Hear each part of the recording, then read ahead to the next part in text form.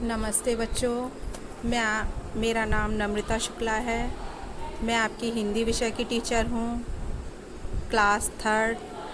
आज हम आपको चैप्टर 1 पढ़ाएंगे, जिसका टॉपिक है हिंद देश के निवासी। आपकी पुस्तक का नाम है वाटिका भाग 3, जो आज आप पढ़ेंगे। आज हम पढ़ेंगे पाठ 1, हिंद देश के निवासी। देखिए, इसमें एक कविता दी हुई है, जो मैं पढ़कर आपको सुना रही हूँ। हिंद देश के निवासी सभी जन एक हैं, रंग रूप भेष भाषा चाहे अनेक हैं। बेला गुलाब जूही चंपा चमेली, प्यारे प्यारे फूल गूथे माला में एक हैं। कोयल की कूक प्यारी, पपीहे की टेर न्यारी, गा रही तराना बुलबुल, राग मगर एक है।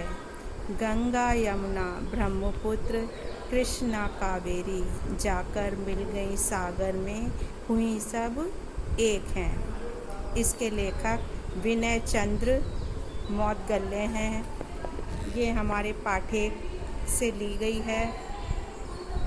इस कविता के अंदर हमारी देश की एकता और अखंडता के विषय में बताया गया है।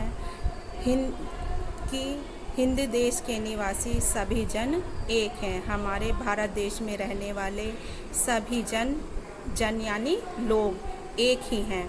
रंग रूप भेष भाषा चाहे अनेक हैं। उनके रंग रूप अलग अलग हैं। कोई गोरा है, कोई काला है। उनकी वेशभूषा यानी वस्त्रों का पहनावा और बोलने वाली भाषा चाहे अलग अलग हैं, लेकिन वह हमारे देश के ही निवासी हैं और हमारे भाई बहन हैं। बेला गुलाब जूही चंपा चमेली, प्यारे प्यारे फूल गूथे माला में एक हैं। जिस प्रकार एक माला में पिरोए हुए बेला, गुलाब, जूही, चंपा, चमेली अनेक फूल होते हैं, परंतु जब वह एक माला में पिरोए जाते हैं तो उनकी एक माला सब फूलों से मिलकर एक माला तैयार होती है। कोयल की कूक प्यारी, पपीहे की टेर न्यारे, गा रही तराना बुलबुल, राग मगर एक हैं।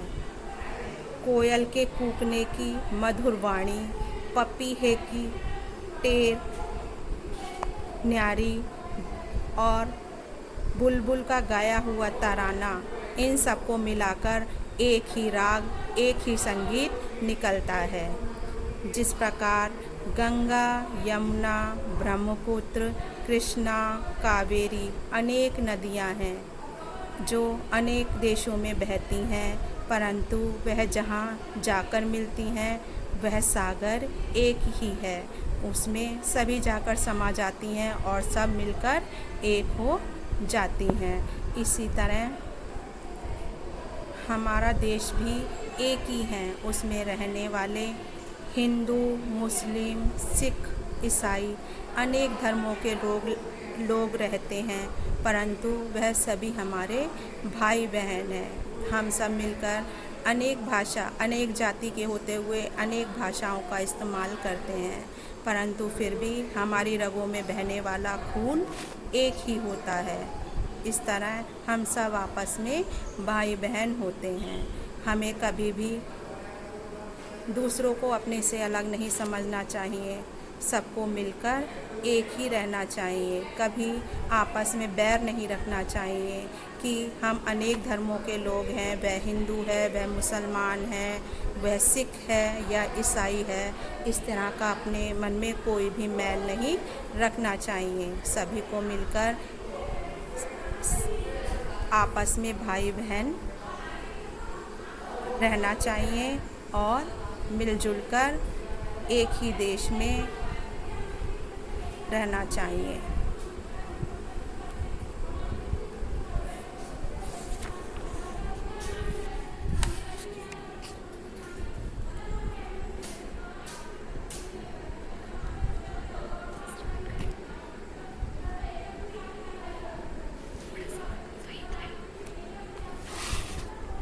हमारा भारत देश बहुत विशाल है।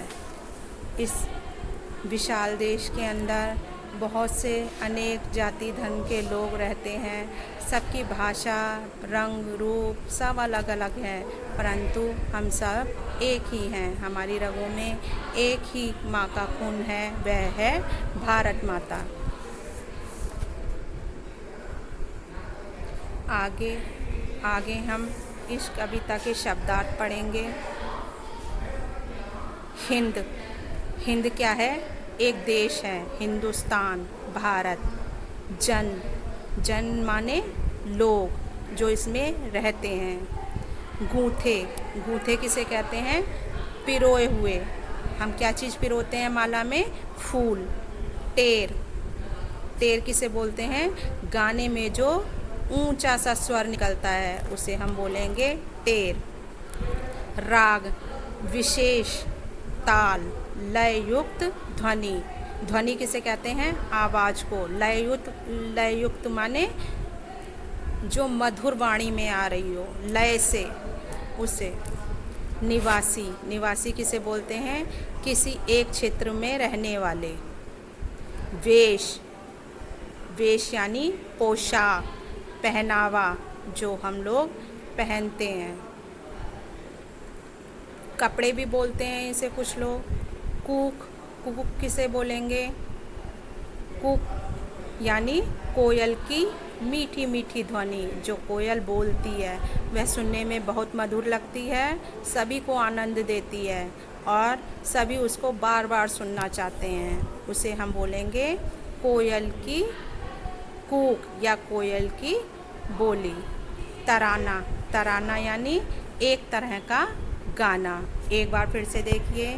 हिंद, हिंद किसे बोलेंगे? हिंदुस्तान, भारत। जन, जन माने लोग जो इस देश में रहते हैं। गूथे, गूथे यानी पिरोए हुए। टेर, टेर किसे बोलेंगे? गाने में जो ऊंचा सा स्वर निकलता है। राग, राग यानी ताल, लय युक्त ध्वनि। निवासी, निवासी यानी किसी एक क्षेत्र में रहने वाले।